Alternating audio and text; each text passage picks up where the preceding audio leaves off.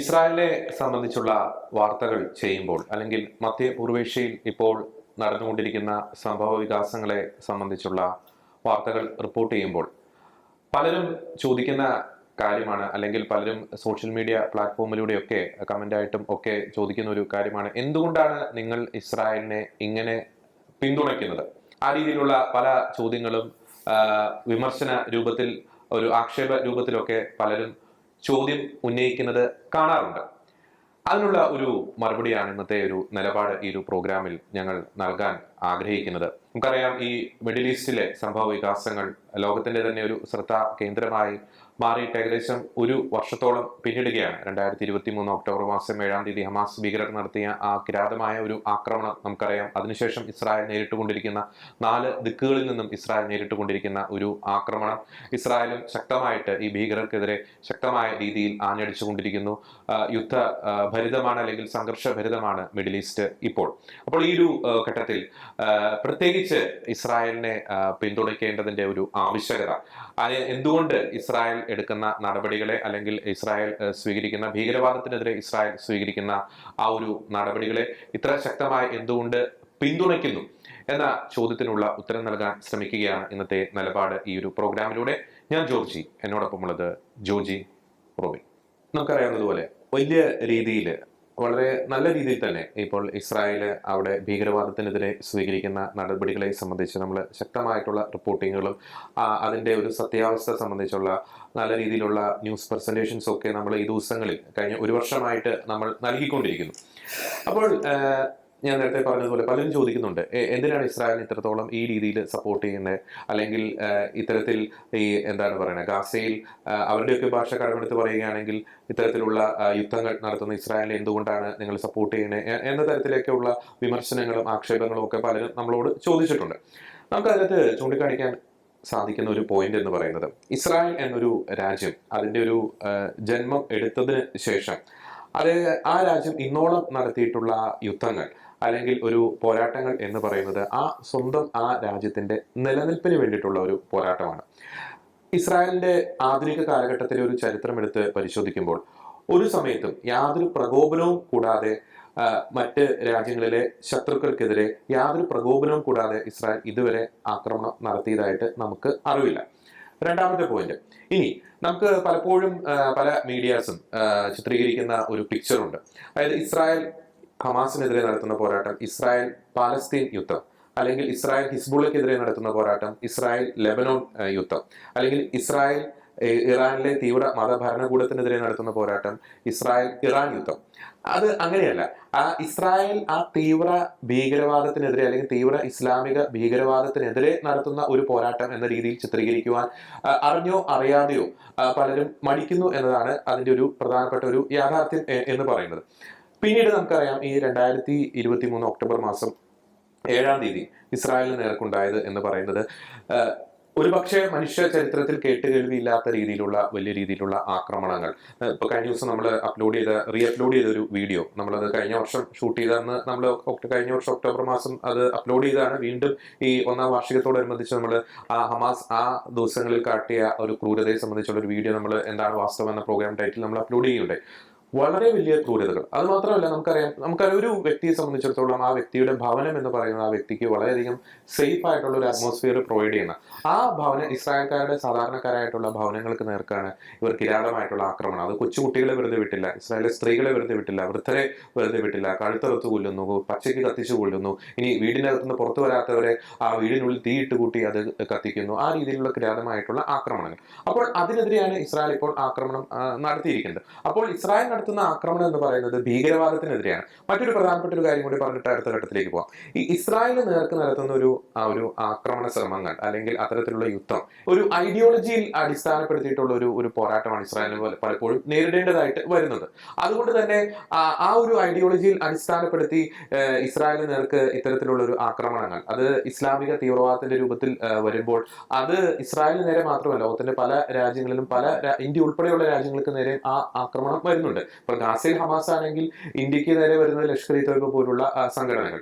അപ്പോൾ അവിടെ ഒരു ഭീകരവാദത്തിനെതിരെ ഒരു രാജ്യം പോരാടുമ്പോൾ ആ രാജ്യത്തെ ഒറ്റപ്പെടുത്തി കഴിഞ്ഞാൽ, വേണ്ടത്ര പിന്തുണ കൊടുത്തില്ലെങ്കിൽ, അതൊന്നില്ലെങ്കിൽ മറ്റൊരു രൂപത്തിൽ മറ്റു രാജ്യങ്ങളെ മാനിടിക്കാനുള്ള ഒരു സാധ്യത കൂടിയുണ്ട്. ഒരു കണക്ക് കൂടി പറഞ്ഞിട്ട് ഞാൻ അടുത്ത ഘട്ടത്തിലേക്ക് പറയാം. ഈ ഒക്ടോബർ മാസം 7-ാം തീയതിക്ക് ശേഷം ഇസ്രായേലിന് നേർക്ക് നടത്തിയ റോക്കറ്റ് ആക്രമണങ്ങൾ, ഗാസയിൽ നിന്ന് 13,200ഓളം റോക്കറ്റുകളാണ് ഇസ്രായേലിന് നേർക്ക് വന്നത്.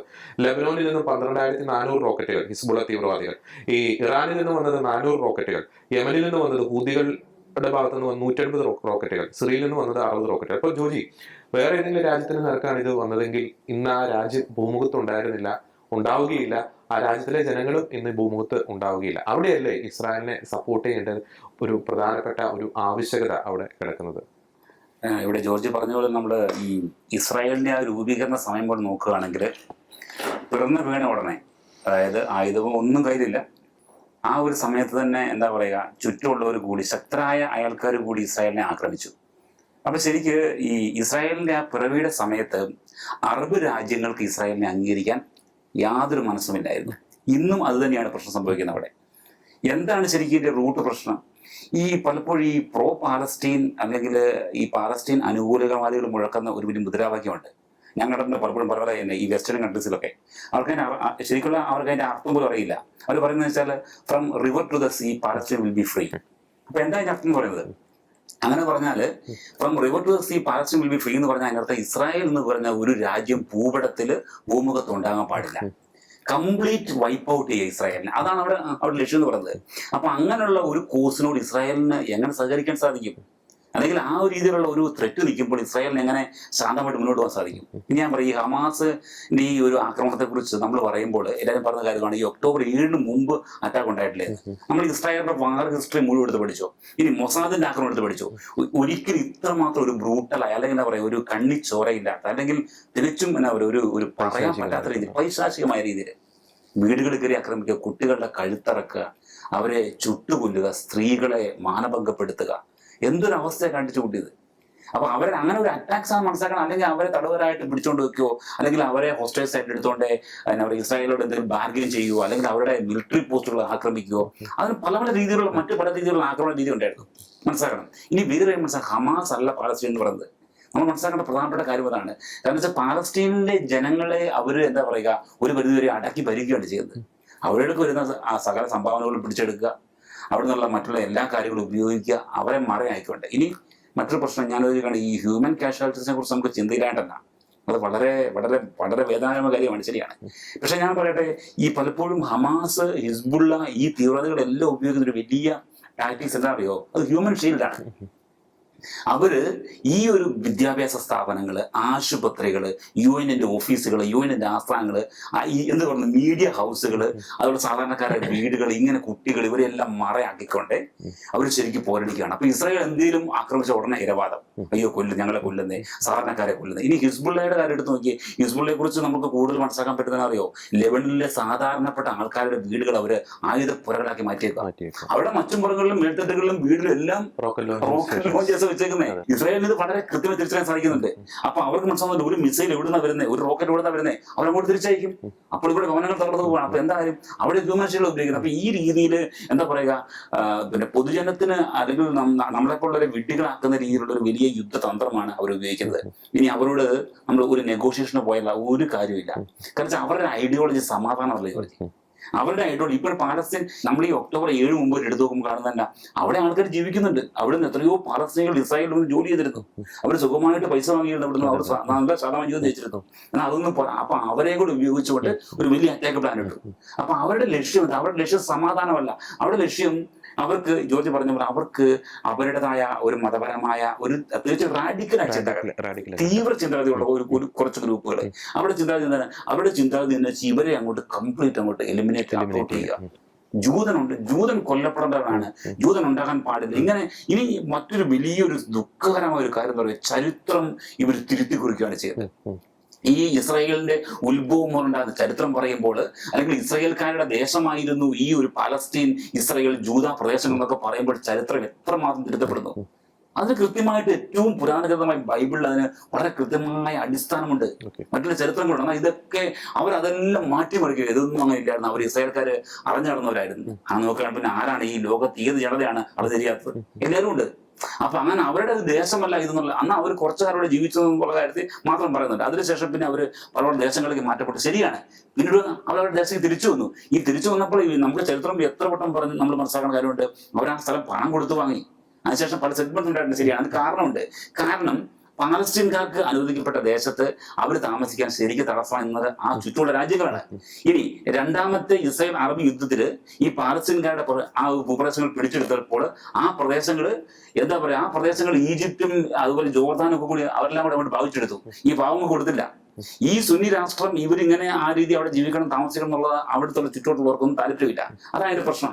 അപ്പൊ ആ രീതിയിലുള്ള ഒരു വലിയ എന്താ പറയുക ചുറ്റോട്ടുള്ള ആക്രമണം, ഇവിടെ ജോർജ് പറഞ്ഞ പോലെ കണക്കുകൾ, എത്ര റോക്കറ്റുകൾ, മിസൈലുകൾ, മനസ്സിലാക്കണം 151ഓളം ബാലിസ്റ്റിക് മിസൈലൊക്കെ ഒരു രാജ്യത്തേക്ക് അയക്കാന്ന് പറഞ്ഞാൽ ആ രാജ്യത്തിന്റെ അവസ്ഥ എന്താണ്? ആ രാജ്യം മിച്ചം കാണുന്നതാണ് ശരിക്ക്. ആ രീതി ചുറ്റും വളഞ്ഞിട്ട് ഇപ്പൊ ഏകദേശം ഒരു 6ഓളം പോർമുഖങ്ങളാണുള്ളത്. ലെബനിൽ നിന്ന്, അതുപോലെ ഹമാസിൽ നിന്ന്, വീണ്ടും പറയുകയാണെങ്കിൽ സിറിയയിൽ നിന്ന്, ഇറാഖിൽ നിന്ന്, ഇറാനിൽ നിന്ന്, ഹൂതികളിൽ നിന്ന്, ഇത്രയും പൂർവ്വങ്ങളുള്ള ആക്രമണം ഈ ഒരു കൊച്ചു രാഷ്ട്രം, ചെറിയൊരു മനസ്സിലാക്കണം, ഒരു പൊട്ടുപോലുള്ള രാഷ്ട്രം, ഈ രാഷ്ട്രം ഒറ്റയ്ക്കാണ് ഇതെല്ലാം താങ്ങുന്നത്. അപ്പം നമ്മൾ ഇങ്ങനെ ഒരു അവസ്ഥ പറയുമ്പോൾ സത്യാവസ്ഥ, നമ്മൾ ആ സത്യം മനസ്സിലാക്കി നമ്മൾ ഉറപ്പായിട്ടും നമ്മൾ മുന്നോട്ട് പോകുമ്പം ഇസ്രായേലിന് അവർക്ക് അവരെ ഡിഫെൻഡ്, ഞാൻ എപ്പോഴും പറയുന്നത് യുദ്ധമല്ല, യുദ്ധം എപ്പോഴും ദുരിതമാണ്, യുദ്ധം ഇതൊക്കെ പറയാം, എന്നാൽ അവർക്ക് അവരെ ഡിഫെൻഡ് ചെയ്യണം. ഇനിയും അവരങ്ങനെ അപ്രകാരം ഡിഫെൻഡ് ചെയ്തില്ലെങ്കിൽ ഇസ്രായേൽ ബാക്കി ഉണ്ടാകില്ല. അതാണ് നമ്മൾ പറയുന്നത്. അതിന്റെ ഒരു അടിസ്ഥാനത്തിലാണ് വ്യക്തമായിട്ടും നമ്മൾ നല്ല രീതിയിൽ തന്നെ വലിയ രീതിയിലുള്ള ഒരു പിന്തുണ ഇസ്രായേലിന് കൊടുക്കുന്നത്. ഒപ്പം തന്നെ നമ്മളെ മാതൃരാജ്യവും നേരിടുന്ന സമാനമായിട്ടുള്ള ഒരു ശത്രുവിന്റെ അറ്റാക്ക് ഉണ്ട്. അത് വേറെ രീതിയിൽ ഇസ്രായേൽ നേരിടുന്നു. അപ്പോൾ നമ്മുടെ രാജ്യത്തിന്റെ ഇസ്രായേലിന്റെ കോമൺ എനിമി എന്ന് പറയുന്നത് ഇസ്ലാമിക തീവ്രവാദമാണ്.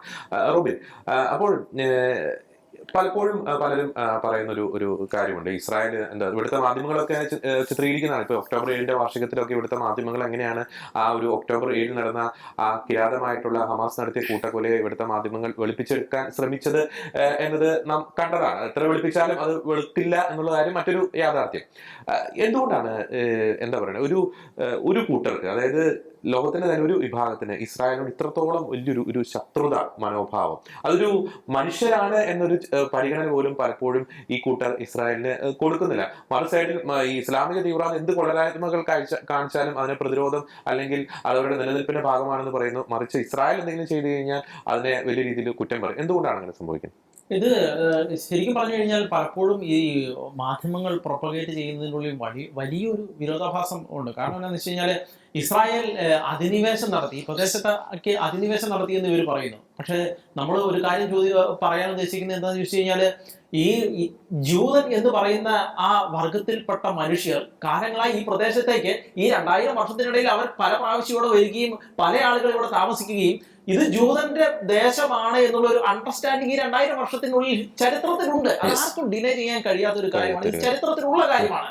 പിന്നെ മറ്റൊരു കാര്യം പറയുകയാണെങ്കിൽ ഇപ്പോൾ ഈ 1990-കൾക്ക് ശേഷം അല്ലെ 1800-കൾക്ക് ശേഷം എത്രത്തോളം രാജ്യങ്ങൾ പുതിയതായിട്ടുണ്ടായിട്ടുണ്ട്, എത്രത്തോളം രാജ്യങ്ങൾ ഇല്ലാതായിട്ടുണ്ട്, എത്രത്തോളം രാജ്യങ്ങളുടെ ബൗണ്ടറികൾ ഇല്ലാതായിട്ടുണ്ട്. ഇപ്പൊ നമുക്കറിയാം, ഇപ്പോൾ സിറിയ എങ്ങനെയാണ് ഉണ്ടായത്, ലെബനോൻ എങ്ങനെയാണ് ഉണ്ടായത്, ഈ സൗദി അറേബ്യ പോലുള്ള ഖത്തർ അതുപോലുള്ള രാജ്യങ്ങൾ എങ്ങനെയാണ് ഉണ്ടായത്? ഇതെല്ലാം കാലിഫേറ്റിന്റെ ഭാഗങ്ങളായിരുന്നില്ലേ? അതെല്ലാം വിഭജിക്കപ്പെട്ട് പുതിയ രാജ്യങ്ങൾ ഉണ്ടായില്ലേ? ഇനി നമുക്ക് മറ്റു സ്ഥലങ്ങളിലേക്ക് പോവുകയാണെങ്കിൽ ഇപ്പോൾ ഉസ്ബെക്കിസ്ഥാൻ, കിർഗിസ്ഥാൻ, കസക്കിസ്ഥാൻ അതുപോലുള്ള രാജ്യങ്ങൾ, അതുപോലെ പോളണ്ട്, ഉക്രൈന് ഇതുപോലുള്ള രാജ്യങ്ങൾ, ഇതെല്ലാം റഷ്യൻ USSRനും അപ്പുറത്ത് റഷ്യൻ എംപയറിന്റെ ഭാഗമായിരുന്നു. അതെല്ലാം പുതിയ രാജ്യങ്ങളായില്ലേ? ഇനി ഇന്ത്യയെ വിഭജിച്ച് പാകിസ്ഥാൻ ഉണ്ടായില്ലേ, ബംഗ്ലാദേശ് ഉണ്ടായില്ലേ? ഇതെല്ലാം പുതിയ രാജ്യങ്ങളല്ലേ ഉണ്ടായത്. ഇങ്ങനെ ഇഷ്ടംപോലെ രാജ്യങ്ങൾ ഉണ്ടാകുകയും ഇഷ്ടംപോലെ രാജ്യങ്ങൾ തകർക്കപ്പെടുകയും ചെയ്തിട്ടുണ്ട്. പിന്നെ ഇസ്രായേൽ ഉണ്ടായി എന്നുള്ളതിൽ മാത്രമേ എന്തുകൊണ്ടാണ് ഇവർക്ക് തെറ്റ് കാണാൻ കഴിയുന്നത്?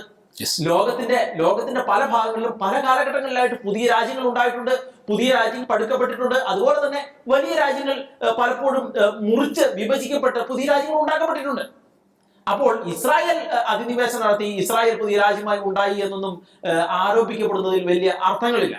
ഇനി മറ്റൊരു കാര്യം, ഇനി ഇസ്രായേൽ ഇല്ല എന്ന് നോക്കുക. ഇസ്രായേലില്ല. ഈ ഇസ്രായേൽ എന്ന ദേശത്തെ ആരെയാണ് നമ്മൾ ഏൽപ്പിക്കുക? ഹിസ്ബുള്ളയെ ഏൽപ്പിക്കുമോ? ഹൂത്തികളെ ഏൽപ്പിക്കുമോ? ഹമാസ് തീവ്രവാദികളെ ഏൽപ്പിക്കുമോ? അതോ ഐസിസ് തീവ്രവാദികളെ ഏൽപ്പിക്കുമോ? ആരെ ഏൽപ്പിക്കുമെന്നാണ് ഇവർ ഉദ്ദേശിക്കുന്നത്? ഇനി അതുമല്ലെങ്കിൽ ഇസ്രായേലിനെ തുർക്കിയെ ഏൽപ്പിക്കുന്നു. ഹഗിയ സോഫിയ പോലുള്ള ക്രിസ്ത്യൻ ദേവാലയങ്ങളെല്ലാം മോസ്കുകളാക്കി മാറ്റിയ തുർക്കി ഇവിടെ വന്നു കഴിഞ്ഞാൽ എന്താണ് സംഭവിക്കുന്നത്? ഇവരാരെ ഏൽപ്പിക്കണമെന്നാണ് ഉദ്ദേശിക്കുന്നത്? അപ്പോൾ ഇസ്രായേൽ അവിടെ ഉണ്ട് എന്നുള്ളത് ലോകത്തിന്റെ സമാധാനത്തിന് അത്യന്താപേക്ഷിതമായ ഒരു കാര്യമാണ്. കാരണം ഇസ്രായേൽ എന്ന് പറയുന്ന ആ ഭൂപ്രദേശത്തിൽ പല മതങ്ങൾക്കും സ്വാധീനമുള്ള പ്രദേശമാണത്. അത് ഏതെങ്കിലും തീവ്രവാദിക്ക് കയറി മേയാനുള്ള സ്ഥലം മാത്രമല്ല അത് അങ്ങനെ ആർക്കും മേയാൻ പറ്റിയ സ്ഥലമല്ല. ഇനി ഇവർ ടു സ്റ്റേറ്റ് സൊല്യൂഷനെ കുറിച്ച് പറയുന്നു. ഇവർക്കൊരു ഗാസ ഉണ്ടായിരുന്നല്ലോ, അവിടെ എന്താ സംഭവിച്ചത്? ഇവരുടെ ഗാസയിൽ തീവ്രവാദികൾ കയറി അണ്ടർഗ്രൗണ്ട് ടണലുകൾ ഉണ്ടാക്കി അവിടെയുള്ള ഒരുപക്ഷെ ഈ ഇസ്രായേൽ ഹമാസ് യുദ്ധത്തിന് മുൻപ് ഞാൻ ഈ ഗാസയുടെ ഡോക്യുമെന്ററി കണ്ടിട്ടുണ്ട്. ആ മനുഷ്യർ എത്ര സുരക്ഷിതരായിട്ടായിരുന്നു ജീവിച്ചിരുന്നത്. ആ മനുഷ്യർക്ക് ഇസ്രായേൽ ജോലി കൊടുത്തിരുന്നു. അവിടുത്തെ എത്രയോ മനുഷ്യന്മാർ അവിടെ പോയി ജോലി ചെയ്ത് സമാധാനത്തോടെ ജീവിച്ചിരുന്നു. ഈ ഹമാസ് തീവ്രവാദികൾ ഈ ഗാസ എന്ന പ്രദേശത്തെ ഒരു തീവ്രവാദത്തിന്റെ കേന്ദ്രമാക്കി മാറ്റി ആ പ്രദേശത്തെ നശിപ്പിച്ച് ഒന്നുമില്ലാതാക്കി കളഞ്ഞു. ഈ 142,000 ജനങ്ങളെ, 100,000 മുകളിൽ മനുഷ്യർ പരിക്കുപറ്റി പോയിട്ടുണ്ട് അവിടെ. ഈ മനുഷ്യന്മാരുടെ എല്ലാം ജീവിതത്തിന് ആരാണ് ഉത്തരവാദി? തീവ്രവാദികളാണ് ഉത്തരവാദി. ഇതേ കാര്യമാണ് നാളെ ഇസ്രായേലിന്റെ ഒരു കൺട്രോൾ കിട്ടിക്കഴിഞ്ഞ് ഇതേ കാര്യമാണ് ഈ തീവ്രവാദികൾ ചെയ്യുക. അതുപോലെ ഐസിസ് തീവ്രവാദികൾ എത്രയോ ക്രിസ്ത്യാനികളെയാണ് ഇറാഖിലിട്ട് കൊന്നുകളഞ്ഞത്, വളരെ ക്രൂരമായി കൊന്നുകളഞ്ഞത്. അതുപോലെ തന്നെ ലെബനോനിൽ ഈ ഹിസ്ബുള്ള തീവ്രവാദി, ലെബനോന്റെ ചരിത്രം നമ്മൾ പരിശോധിക്കുമ്പോൾ മനസ്സിലാക്കേണ്ട ഒരു കാര്യമുണ്ട്. ലെബനോനിൽ ജസ്റ്റ് മുസ്ലിങ്ങൾ വളർന്നു വന്നു, അത് പിന്നെ പലസ്തീനികൾ വന്നു, അങ്ങനെ ഇവർ ഭൂരിപക്ഷം. അതല്ല അതിന്റെ ചരിത്രം. അതിന്റെ ചരിത്രം ഈ ക്രിസ്ത്യാനികൾ ഭൂരിപക്ഷമായ ഈ പ്രദേശത്തെ ഈ മുസ്ലിം രാഷ്ട്രങ്ങൾ കൃത്യമായ ആസൂത്രണത്തോടെ നാളെ ഒരു കാലത്ത് ഇസ്രായേലിനെ ആക്രമിക്കാൻ ഈ ലെബനോൻ ഏറ്റവും പറ്റിയ രാജ്യമാണ് എന്ന് കണ്ട് അവിടെ കൃത്യമായി ഈ ഇസ്ലാമിക രാജ്യങ്ങൾ മുസ്ലിം അഭയാർത്ഥികളെ സ്വീകരിക്കാത്തത് കൃത്യമായ പ്ലാനിങ്ങോടുകൂടിയാണ്. കാരണം അവരെ ഇതുപോലുള്ള ക്രിസ്ത്യൻ രാജ്യങ്ങളിലേക്ക് പറഞ്ഞയക്കുക, അവരെ അരക്ഷിതാവസ്ഥ ഉണ്ടാക്കുക എന്നുള്ളതിന്റെ കൃത്യമായ പ്ലാനിങ്ങോടെയാണ്. അതായത് അവർ നിഷ്കളങ്കമായിട്ട് ചെയ്യുന്ന ഒരു കാര്യം പോലും അല്ലത്. അതുപോലെ തന്നെയാണ് ജോർദാൻ ഇതുപോലെ പലസ്തീനികളെ സ്വീകരിച്ചില്ല. അതുപോലെ തന്നെ അറബ് രാജ്യങ്ങളും പലസ്തീനികളെ സ്വീകരിച്ചില്ല. അവരെ കൃത്യമായ പ്ലാനിങ്ങോട് കൂടി ലെബനോനിൽ കൊണ്ടുവന്നു. ലെബനോൻ എന്ന രാജ്യം പിടിച്ചെടുത്തു. അവിടെ തീവ്രവാദ സംഘടന ഉണ്ടാക്കി കൃത്യമായി അത് ഇസ്രായേലിനെ ആക്രമിക്കാൻ വേണ്ടി കൃത്യമായ പ്ലാനിങ്ങോടെ ചെയ്തതാണ്. അതുകൊണ്ട് ഇതുപോലുള്ള ഇസ്ലാമിക രാജ്യങ്ങളുടെ ഒരു ജൽപ്പനങ്ങളെയും നമുക്ക് വിശ്വസിക്കാൻ കഴിയില്ല. ഇസ്രായേൽ എന്ന രാജ്യത്ത് ഇന്ന് നമുക്ക് സമാധാനമായിട്ട് വിശുദ്ധ നാട് സന്ദർശിക്കാനുള്ള ഒരു സാഹചര്യമുണ്ട്. ഈ തീവ്രവാദികൾ ഇന്ന് അതുപോലും ഇല്ലാതാക്കിയിരിക്കുകയാണ്. അപ്പോൾ ഈ തീവ്രവാദികളെ ഒരു രീതിയിലും നമുക്ക് സപ്പോർട്ട് ചെയ്യാൻ കഴിയില്ല. ഇസ്ലാമിക തീവ്രവാദത്തെ ഒരു രീതിയിലും സപ്പോർട്ട് ചെയ്യാൻ കഴിയില്ല. കാരണം അത് ചരിത്രം നമ്മളെ പഠിപ്പിക്കുന്ന സത്യമാണത്. കാരണം കുരിശുയുദ്ധങ്ങൾ അടക്കമുള്ള ഈ ചരിത്രങ്ങളെല്ലാം നമ്മളെ പഠിപ്പിക്കുന്ന സത്യം, ഈ തീവ്രവാദികളെ നമുക്ക് ഒരിക്കലും ഈ ഭൂമുഖത്ത് സപ്പോർട്ട് ചെയ്യാൻ കഴിയില്ല. അതുകൊണ്ട് തന്നെ നമ്മൾ വളരെ കൃത്യമായി ഈ തീവ്രവാദികളെ അമർച്ച ചെയ്യുന്ന ഇസ്രായേലിനെ നമ്മൾ കൃത്യമായി സപ്പോർട്ട് ചെയ്യുന്നു. കാരണം ഇസ്രായേൽ എന്ന ഒരു രാഷ്ട്രം അവിടെ ഉള്ളത് കൊണ്ട് മാത്രമാണ് നമുക്ക് വിശുദ്ധ നാടിന് സമാധാനത്തോടെ സന്ദർശിക്കാനും മറ്റും കഴിയുന്നത്. അതുകൊണ്ട് കൃത്യമായി നമ്മൾ ഇസ്രായേലിനെ സപ്പോർട്ട് ചെയ്യുന്നു. ആര് എന്ത് പറഞ്ഞാലും, ഈ കേരളത്തിൽ എത്രത്തോളം ഹമാസിനെ സപ്പോർട്ട് ചെയ്താലും ഹിസ്ബുള്ളയെ സപ്പോർട്ട് ചെയ്താലും ആര് ഏതൊക്കെ തീവ്രവാദികളെ സപ്പോർട്ട് ചെയ്താലും നമുക്കൊരിക്കലും ഇവരെ സപ്പോർട്ട് ചെയ്യാൻ കഴിയില്ല. കാരണം ഇവർ ലോക സമാധാനത്തിന് ഒരിക്കലും ലോക സമാധാനത്തിന് സമാധാനം ഉണ്ടാക്കാൻ കഴിയാത്ത മനുഷ്യരാണ്. അവർ ലോക സമാധാനത്തിന് തുരങ്കം വെക്കുന്നവരാണ്. നാളെ ഒരു ലോകമഹായുദ്ധത്തിന് വേണ്ടി പോലും ശ്രമിക്കാൻ സാധ്യതയുള്ളവരാണ്. ഇവർ ഉണ്ടായിട്ടുള്ള രാജ്യങ്ങളിലെല്ലാം അരാജകത്വം മാത്രമാണ് ഇവർ ഉണ്ടാക്കി വെച്ചിട്ടുള്ളത്. അതുകൊണ്ട് ഇപ്പൊ ഇന്നത്തെ ഇസ്രായേലിന്റെ അവസ്ഥ എന്താണ്? ഇസ്രായേൽ ഡെവലപ്ഡ് രാജ്യമാണ്, ഡെവലപ്ഡ് കൺട്രിയാണ്. ഈ തീവ്രവാദികളായിരുന്നു അവിടെ ഭരിച്ചിരുന്നുണ്ടെങ്കിൽ അവിടുത്തെ അവസ്ഥ എന്താകുമായിരുന്നു? അപ്പോൾ അതുകൊണ്ട് നമുക്കൊരിക്കലും തീവ്രവാദികളെ സപ്പോർട്ട് ചെയ്യാൻ കഴിയില്ല. നമ്മൾ 100%, 101% നമ്മൾ ഇസ്രായേലിനെയാണ് സപ്പോർട്ട് ചെയ്യുന്നത്. ഇസ്രായേൽ തീവ്രവാദികൾക്കെടുത്ത് നടത്തുന്ന എല്ലാ ആക്രമണങ്ങളെയും നമ്മൾ സപ്പോർട്ട് ചെയ്യുന്നു. നമ്മൾ ആരെയും കൊല്ലാൻ സപ്പോർട്ട് ചെയ്യുന്നില്ല. നമ്മൾ സമാധാനത്തെയാണ് എപ്പോഴും സപ്പോർട്ട് ചെയ്യുന്നത്. തീവ്രവാദികൾ സമാധാനത്തിനെതിരാണ്. അതുകൊണ്ട് തീവ്രവാദികൾ ഇല്ലാതാകേണ്ടത് അത്യന്താപേക്ഷിതമായ കാര്യമാണ്. നമ്മൾ ഇതിൻ്റെ അത് പറയുമ്പോൾ ഈ പറയുന്ന തീവ്രവാദികൾ ഉന്നയിക്കുന്ന ഒരു മുദ്രാവാക്യമുണ്ട്, ഡെത്ത് ടു ഇസ്രായേൽ. അതാണ് നമ്മൾ ശ്രദ്ധിക്കേണ്ട ഒരു കാര്യം. ഇപ്പോൾ കഴിഞ്ഞ ദിവസം തന്നെയാണെങ്കിൽ കഴിഞ്ഞ വെള്ളിയാഴ്ചത്തെ അവരുടെ മതപ്രഭാഷണത്തിൽ ഇറാന്റെ നേതാവ് ഖമേനി പറഞ്ഞത് ഇസ്രായേലിനെ തന്നെ ഇല്ലാതാക്കും. അതേസമയം ഇസ്രായേൽ എന്താണ് ചെയ്യുന്നത്? ഡെത്ത് ടു ലെബനോൺ എന്നോ അല്ലെങ്കിൽ ഡെത്ത് ടു പാലസ്തീൻ എന്നോ ഡെത്ത് ടു ഇറാൻ എന്നോ ഇസ്രായേൽ പറയുന്നില്ല. ആ രാജ്യത്തെ റോബിൻ പറഞ്ഞതുപോലെ അടക്കി ഭരിച്ചുകൊണ്ടിരിക്കുന്ന ആ രാജ്യത്തെ സാധാരണ ജനങ്ങളെ കുട്ടിച്ചോറാക്കുന്ന ഈ ഇസ്ലാമിക തീവ്രവാദത്തിനെതിരെയാണ് അവർ ഡെത്ത് പ്രഖ്യാപിക്കുന്നത്. അല്ലെങ്കിൽ death to Hezbollah, death to Hamas, death to അവിടുത്തെ ഇറാനിലെ തീവ്ര മത ഭരണകൂടം. നെതന്യാഹു നടത്തിയ ശ്രദ്ധേയമായിട്ടുള്ള ഒരു പ്രസംഗമുണ്ട്. ഈ നിങ്ങളുടെ അവിടെ നാട്ടിലെ സാധാരണ ജനങ്ങളുടെ പ്രശ്നങ്ങളുടെ ഉത്തരവാദി എന്ന് പറയുന്നത് അവിടുത്തെ തീവ്ര മത ഭരണകൂടമാണ്. ഞങ്ങളുടെ പോരാട്ടം എന്ന് പറയുന്നത് അവർക്കെതിരെയാണ്. അതേസമയം ഇവരെ എന്താണ് പറയുന്നത്? അവർ നടത്തുന്ന പോരാട്ടം എന്ന് പറയുന്നത്, അവരുടെ ഭാഷയിൽ അവർ നടത്തുന്ന പോരാട്ടം എന്ന് പറയുന്നത് ഇസ്രായേലിനെതിരാണ്, ഇസ്രായേലിലെ സാധാരണക്കാർക്കെതിരാണ്, ഇസ്രായേലിലെ സാധാരണ ജനജീവിതത്തിന് എതിരാണ്. അപ്പോൾ അവിടെ ഇസ്ലാമിക തീവ്രവാദത്തിന് ഒരു മുഖമാണെങ്കിൽ ഈ ഇസ്ലാമിക തീവ്രവാദം സൃഷ്ടിക്കുന്ന ഒരു പ്രതിസന്ധി എന്ന് പറയുന്നത് ഇസ്രായേലിന്റെ ആ ചുറ്റുവട്ടത്ത് മാത്രം ഒതുങ്ങി നിൽക്കുന്നതല്ല. അത് ഇന്ത്യയും ബാധിക്കും, പാശ്ചാത്യ രാജ്യങ്ങളെയും ബാധിക്കും, യൂറോപ്പിനെയും ബാധിക്കും. അപ്പോൾ ഒരു കോമൺ എനിമിക്കെതിരെ ഇസ്രായേൽ നടത്തുന്ന ഫൈറ്റിൽ റോബിൻ പറഞ്ഞതുപോലെ ശക്തമായിട്ടുള്ള പിന്തുണ കൊടുത്തില്ലെങ്കിൽ ആ തീവ്രവാദത്തിന്റെ എല്ലാ കൈകളും പല രാജ്യങ്ങളിലും ലോകമെമ്പാടും വ്യാപിച്ചു കിടക്കുന്നുണ്ട്. അതിന്റെ പരിണത ഫലങ്ങൾ പല രാജ്യങ്ങളും അനുഭവിക്കേണ്ടതായിട്ട് വരും. കാരണം ഇവരെ നയിക്കുന്ന ഒരു എന്താ പറയുക, കോമൺ ആയിട്ടുള്ള തീവ്ര ഒരു ഐഡിയോളജി ഉണ്ട്. അത് ഇസ്രായേലിലും സെയിം തന്നെയാണ്, ഇന്ത്യക്കെതിരെ അറ്റാക്ക് നടത്തുന്നവർക്കും അത് സെയിം തന്നെയാണ്, യൂറോപ്പിനെതിരെ അറ്റാക്ക് നടത്തുന്നവർക്കും അത് സെയിം തന്നെയാണ്, അമേരിക്കക്കെതിരെ അറ്റാക്ക് നടത്തുന്നവർക്കും അത് സെയിം തന്നെയാണ്. നമുക്കറിയാം, കഴിഞ്ഞ ദിവസം ഈ ഹമാസ് തീവ്രവാദികളുടെ ഒരു വീഡിയോ ശ്രദ്ധിക്കാനിടയിൽ അവരതിനകത്ത് പറയുന്ന ഒരു കാര്യമുണ്ട്. ഞങ്ങൾ ഈ ലോകത്തോടൊരു ഡിവോഴ്സ് പ്രഖ്യാപിച്ചു കഴിഞ്ഞു, ഞങ്ങൾ ഈ ലോകത്തിൽ നിന്ന് വേർപെട്ട് കഴിഞ്ഞു, ഇനി ഞങ്ങളുടെ ലക്ഷ്യം നേരം മരണാനന്തര ഒരു ജീവിതമാണ്, അല്ലെങ്കിൽ അതിനു വേണ്ടിയിട്ടാണ് പോരാട്ടം നടത്തുന്നത് എന്നാണ് അവർ അവകാശപ്പെടുന്നത്. നമുക്കറിയാം, ആ ഒരു ചിന്താഗതി ഒപ്പം തന്നെ അതിലേക്കൊരു തീവ്രവാദപരമായിട്ടുള്ള ഒരു എന്താ പറയുക ഒരു ഇഞ്ചക്ഷൻ, അതിന്റെ രണ്ടിന്റെ ഒരു കോമ്പിനേഷൻ എന്ന് പറയുന്നത് ഭയാനകമാണ്. അത്തരം ഒരു പ്രസ്ഥാനങ്ങളെയോ അല്ലെങ്കിൽ അത്തരം വ്യക്തികളെ നമുക്കൊരു കാരണവശാലും നിയന്ത്രിച്ച് നിർത്താനോ അല്ലെങ്കിൽ അവരെ അങ്ങനെ വളർത്താനോ സാധിക്കില്ല. അതുകൊണ്ടാണ് നമ്മൾ ഇസ്രായേലിനെ ശക്തമായിട്ട് പിന്തുണയ്ക്കണം എന്നൊരു കാര്യം വളരെ വ്യക്തവും ശക്തവുമായ രീതിയിൽ പറയുന്നത്.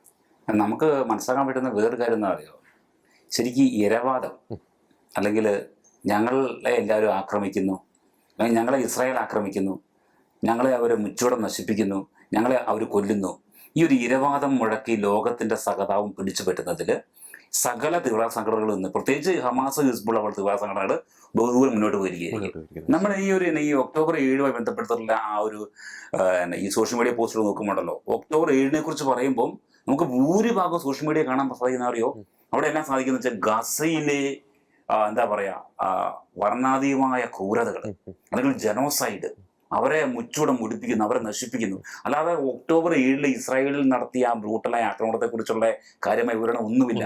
ഭൂരിപക്ഷത്തെ ശരിക്കും ഗാസയിലെ ആക്രമണത്തെ കുറിച്ച് അല്ലെങ്കിൽ അവിടെ നടത്തിയ ഉറപ്പായിട്ടുണ്ട് അവിടെ ഹ്യൂമൻ കാഷ്വാലിറ്റീസ് ഉണ്ട്. അപ്പൊ അങ്ങോട്ട് ഫുൾ ശ്രദ്ധ വിരിച്ച് ഞങ്ങളാണ് ഇരകൾ, ഞങ്ങളാണ് ഇതിന്റെ സകല തിക്തതയും അല്ലെങ്കിൽ സകല രീതിയിലുള്ള ദുരിതവും അനുഭവിക്കുന്ന രീതിയിൽ ആ രീതി വരുത്താൻ അവർക്ക് സാധിക്കുന്നുണ്ട്. അവിടെയാണ് ലോകം മനസ്സിലാക്കണം, സത്യം അവിടെ കിടക്കുന്നു എന്നാൽ നുണയുടെ പുറകെ പോകാൻ ലോകം. ഇനി തങ്ങളുടെ ഈ ഒരു പ്രൊപ്പഗാന്തയിൽ പല സംഘടനകളെയും കൂടെ കൂട്ടാൻ സാധിച്ചു. വിദ്യാർത്ഥികളായിക്കോട്ടെ, മറ്റുള്ള രാജ്യത്തെ ജനങ്ങളായിക്കോട്ടെ, വ്യത്യസ്തങ്ങളായ സംഘടനകളാകട്ടെ, ഇതെല്ലാം ഇവർക്ക് ഈ ഒരു പ്രൊപ്പഗാന്തയ്ക്ക് വേണ്ടി തങ്ങളുടെ ഇസ്രായേൽ നടത്തുന്ന അധിനിവേശമാണ്, ഇസ്രായേൽ ചെയ്യുന്നത് ക്രൂരതയാണ്, ഇസ്രായേൽ ശരിക്കും എന്നാ പറയുക ഇൻഫിൽട്രേറ്റ്സ് ആണ്, ഇസ്രായേൽ ശരിക്കും കൊളോണിസമാണ്, ഇനി സെമിറ്റിക് ആണ്, അവരുടെ അതുപോലെ അവർ സിയോണിസ്റ്റുകളാണ്. ഇങ്ങനെ പല രീതിയിലുള്ള വാക്കുകൾ ഉപയോഗിച്ചുകൊണ്ട് അവരെ കൊടും ക്രൂരന്മാരും കുറ്റവാളികളും ചിത്രീകരിക്കുന്നതിൽ ശരിക്കും ഇവർ വിജയിച്ചു. കാരണം അറിയോ, കാരണം ശരിക്കും മീഡിയകൾ, സോഷ്യൽ, ഇപ്പൊ ഞാൻ പറയാം UN തന്നെ ചില പ്രസ്താവനകൾ കേൾക്കുമ്പോൾ അവർ ഇതുവരെയായിട്ടും ഒരു ശക്തമായ രീതിയിൽ ഇസ്രായേലിലുള്ള ഈ ഒരു ആക്രമണത്തെ, ഈ ക്രൂരമായ ഭീകരാക്രമണത്തെ തള്ളിക്കളയാൻ അല്ലെങ്കിൽ തള്ളിപ്പറയാൻ അവരൊരിക്കലും തയ്യാറായിട്ടില്ല. അവരുടെ പ്രസ്ഥാനങ്ങൾ പലപ്പോഴും ഈ ഗാസയിലെ ജനങ്ങളോട്, പാലസ്തീൻ തീവ്രവാദികളോട് ഒരു ഫേവർ രീതിയിലാണ് പോകുന്നത്. ശരിക്കും ജോർജ് മറ്റൊരു കാര്യം ചിന്തിച്ചു നോക്കിയേ, നമ്മളിപ്പോ ഈ ഇറാനിലേക്ക് എത്തിയിരിക്കുകയാണ് യുദ്ധം. എന്താ കാരണം ഹമാസിന് സ്വന്തമായിട്ട്, ഹമാസ് എന്ന് പറഞ്ഞ തീവ്ര സംഘടനയ്ക്ക് സ്വന്തമായിട്ട് ആയുധം ഉണ്ടാക്കാൻ സാധിക്കില്ല. അവിടെ വെപ്പൺസ് ഇല്ല, അവർക്ക് പൈസ ഇല്ല, അവർ ഹിസ്ബുള്ളയ്ക്ക് സാധിക്കില്ല, ഹൂതികൾക്ക് ഇതെല്ലാം എവിടെ നിന്ന് വരുന്നു? ഇതെല്ലാം പകൽ പോലെ പച്ചയായ സത്യമാണ്, ലോക രാജ്യങ്ങൾക്ക് വ്യക്തമാണ്. UN എല്ലാം വളരെ വ്യക്തമാണ്. ഇവിടുന്ന് ഇതിൻ്റെ എല്ലാം ഉറവിടം ഇറാനാണ്. അതിനോട് ഫണ്ട് കൊടുക്കുന്ന ഖത്തർ പോലുള്ള രാജ്യങ്ങൾ, തുർക്കി പോലുള്ള രാജ്യങ്ങൾ, മറ്റു പല രാജ്യങ്ങളുണ്ട്. ഇതൊക്കെ പകൽ വെളിച്ചപ്പോൾ സത്യമായ കാര്യമാണ്, വ്യക്തമാണ്. എന്നാൽ ഇതിനെക്കുറിച്ച് ഒരു വാക്ക് പറയാൻ മീഡിയ തയ്യാറാകുന്നത്, ഇതിന്റെ ഉത്ഭവം ഇവിടെ നിന്നാന്ന് പറയാൻ, അല്ലെങ്കിൽ ഇത് സപ്പോർട്ട് ചെയ്യുന്ന ആരാന്ന് പറയാൻ. ഇനി അതുപോലെ ചൈനയിൽ നിന്ന്, റഷ്യയിൽ നിന്നൊക്കെ ഉള്ള പല ആയുധങ്ങളും വരുന്നത്, ഇതെല്ലാം വരുന്നത് ഇറാൻ വഴിയാണ് വരുന്നത്. മനസ്സിലാക്കണം, ആ രീതിയിൽ ലോകം ശരിക്ക് തീവ്രവാദത്തെ പ്രൊമോട്ട് ചെയ്യുന്ന, അത് സത്യം അസത്യമെന്നും അസത്യം സത്യമെന്നും തിന്മയെ നന്മയെന്നും നന്മയെ തിന്മയെന്നും പറയുന്ന ഒരു അവസ്ഥയിലേക്ക് എത്തി. അപ്പൊ ആ ഒരു സാഹചര്യത്തിലാണ് നമ്മൾ പറയുന്നത് അതല്ല സത്യം, സത്യം ഇതാണ്, ഈ ജനത്തിനും ജീവിക്കണം, ഈ ജനത്തിനും ഈ ഭൂമിയിൽ ജീവിക്കാനുള്ള അവകാശമുണ്ട്. അവരും ദൈവത്തിന്റെ മക്കളാണ്. അവർക്ക് അവരുടെ അവകാശങ്ങൾ കൊടുക്കുക. അവരെങ്ങോട്ടും അവരാരുടെ അവകാശങ്ങളെ അവർ പിടിച്ചു പറിക്കുന്നില്ല. അവരെവിടെയും കടന്നു കയറുന്നില്ല. അവരവരുടെ ന്യായമായ ഭൂമിയിൽ, UN കൊടുത്ത ഭൂമിയിൽ, ലോകരാജ്യങ്ങളിലെ ആ ഒരു കരാർ പ്രകാരം ഉണ്ടാക്കിയ ഭൂമിയിൽ അവർ സമാധാനമായിട്ട് ജീവിക്കുന്നു. അവർ വലിയ കണ്ടുപിടുത്തങ്ങൾ നടത്തുന്നു. അവരെല്ലാവർക്കും നന്മയായി മാറുന്നു. ഈ അവർക്ക് ജീവിക്കാനുള്ള അനുവാദം എന്ന് പറയുമ്പോൾ അതിനെ നമുക്ക് സപ്പോർട്ട് ചെയ്യാൻ സാധിക്കുമോ? ഒരിക്കലും സാധിക്കില്ല. ഇപ്പോൾ ഉണ്ടാകുന്ന യുദ്ധത്തിൽ ഉണ്ടാകുന്ന കാഷ്വാലിറ്റീസിന്റെ മെയിൻ കാരണം തീവ്രവാദികൾ തന്നെയാണ്. കാരണം വെച്ചാൽ അവർ ഹ്യൂമൻ ഷീൽഡ് ആയിട്ട് ഇവരെ ഉപയോഗിക്കുന്നു. ഈ സത്യമാണ് നമ്മൾ ഈ നാടുകൾ വിളിച്ചു പറയാൻ ശ്രമിക്കുന്നത്. ഓക്കെ, ലാസ്റ്റ് ആയിട്ട് ഇത് പറയുമ്പോൾ നമ്മൾ ഈ ഗാസയിലെ സാധാരണക്കാർ എന്നൊക്കെ നമ്മൾ പറയുന്നുണ്ട്. അതിനകത്ത് ചിന്തിക്കേണ്ട ഒരു കാര്യമുണ്ട്. എവിടെയൊക്കെ ഒരു തീവ്രവാദ ആക്രമണം, വലിയ രീതിയിലുള്ള ഭീകരവാദ ആക്രമണം ഉണ്ടായിട്ടുണ്ട്. ഒരു ഉദാഹരണം പറയുകയാണെങ്കിൽ ഇപ്പൊ 2001 ട്വിൻ ടവർ അറ്റാക്ക് വീഡിയോസ് ഒക്കെ നെറ്റിൽ അവൈലബിൾ ആണ്. ഈ ഗാസയിലുള്ളവർ എത്രത്തോളം സന്തോഷത്തോടെയാണ് അതിന് ജയ് വിളിച്ചത് എന്ന് നാം കണ്ടു. രണ്ടാമത്തെ കേസ്, ഈ 2023 ഒക്ടോബർ 7 ഈ ഹമാസ് ഇസ്രായേലിന് നേർക്ക് നടത്തിയ ആക്രമണം, അവിടെ നിന്നും തട്ടിക്കൊണ്ട് വന്ന ഇസ്രായേലി സ്ത്രീകളുടെ ജഡവുമായിട്ട് ഈ ഭീകരർ ഈ വണ്ടിയിൽ പോകുന്നു. ആ സ്ത്രീകളുടെ ജഡത്തിന് നേരെ അവിടുത്തെ ഗാസയിലെ കുട്ടികൾ ഉൾപ്പെടെയുള്ളവർ നടത്തിയ ക്രൂരത. ഞാൻ ഒരു ഇസ്രായേൽ സ്ത്രീ പറഞ്ഞ കാര്യം അവർ ഫ്രീ ആയ ശേഷം പറയാതെ, എന്നെ അവർ തട്ടിയെടുത്ത് അവിടുത്തെ ജനങ്ങളുടെ മുന്നിൽ ഒരു ട്രോഫി എന്ന പോലെ പരേഡ് നടത്തിയത് മനസ്സിലാക്കണം. അതായത് അവർക്ക് കിട്ടിയ ഒരു സമ്മാനം എന്ന രീതിയിൽ ഈ സ്ത്രീയെ അവരോട് നടത്തി പരേഡ് നടത്തിയത് അതിൽ വല്ലാതെ ആഹ്ലാദിക്കുന്ന ജനങ്ങൾ. ആ രീതിയിൽ ജനത്തിന്റെ മാനസികാവസ്ഥയെ മാറ്റിമറിക്കാൻ, ചിന്താഗതിയെ മാറ്റിമറിക്കാൻ കഴിഞ്ഞു.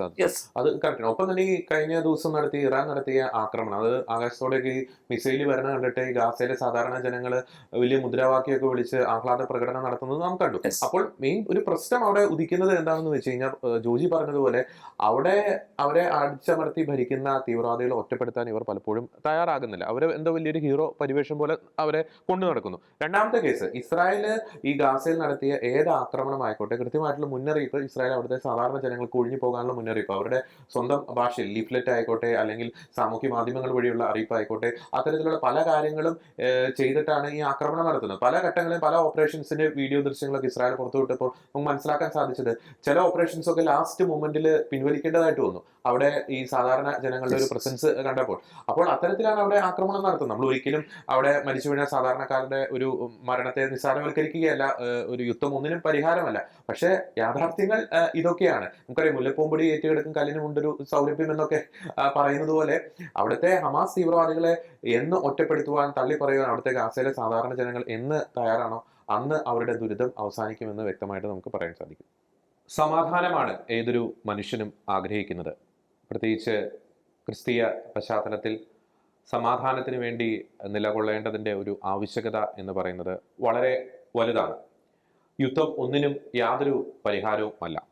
ആ ഒരു കാര്യങ്ങൾ അവിടെ നിലനിൽക്കുമ്പോൾ തന്നെ ഏതൊരു രാജ്യത്തിനും അതിൻ്റെ സ്വന്തം സുരക്ഷയ്ക്കുള്ള ഒരു അവകാശമുണ്ട്, സ്വന്തം നിലനിൽപ്പിനുള്ള അവകാശമുണ്ട്, സ്വന്തം പൗരന്മാരുടെ, സാധാരണക്കാരായിട്ടുള്ള ജനങ്ങളുടെ ജീവൻ സംരക്ഷിക്കുവാനുള്ള ഒരു അവകാശമുണ്ട്, ഒരു റൈറ്റ് ഉണ്ട്. അത് ഏത് രാജ്യത്തിൻ്റെയും ഒരു അവകാശമാണ്, അവരുടെ ഒരു എന്താണ് പറയുന്നത്, അവരുടെ ഒരു കടമ തന്നെയാണ്. അത് തന്നെയാണ് ഇവിടെ ഇസ്രായേൽ ചെയ്യുന്നത്. മറ്റൊരു പ്രധാനപ്പെട്ട ഒരു കാര്യം കൂടിയുണ്ട്. ഇസ്രായേൽ നടത്തുന്ന ഒരു യുദ്ധം എന്ന് പറയുന്നത്, അല്ലെങ്കിൽ അവിടെ ഇസ്ലാമിക ഭീകരർക്കെതിരെ ഇസ്രായേൽ നടത്തുന്ന യുദ്ധം എന്ന് പറയുന്നത്, അല്ലെങ്കിൽ ഇസ്ലാമിക ഭീകരർ ഉയർത്തുന്ന വെല്ലുവിളി എന്ന് പറയുന്നത് ഇസ്രായേലിൽ മാത്രം ഒതുങ്ങി നിൽക്കുന്നതല്ല. ആ ഇസ്ലാമിക ഭീകരത ഇന്ന് ലോകമെമ്പാടും വിവിധ രാജ്യങ്ങളെ, വിവിധ സമൂഹങ്ങളെ ഒരു ക്യാൻസർ പോലെ കാർന്ന് തിന്നുകൊണ്ടിരിക്കുന്നു. അതിൻ്റെ ഒരു പശ്ചാത്തലത്തിൽ ഇസ്രായേൽ നടത്തുന്ന ഒരു പോരാട്ടത്തിന് എല്ലാവിധ പിന്തുണയും പ്രഖ്യാപിക്കുവാൻ ഒരു ധാർമ്മികമായിട്ടുള്ള അവകാശങ്ങൾ സമാധാന കാംക്ഷികളായിട്ടുള്ള എല്ലാ ജനങ്ങൾക്കുമുണ്ട്. ഓർക്കുക, ഇസ്ലാമിക ഭീകരവാദത്തെ കയറൂരി വിട്ടുകഴിഞ്ഞാൽ അത് ലോക സമാധാനത്തിന് വലിയൊരു ഭീഷണി തന്നെയായിരിക്കും. ലോക ചരിത്രം അത് തന്നെയാണ് അത് നമുക്ക് നൽകുന്ന ഒരു പാഠം.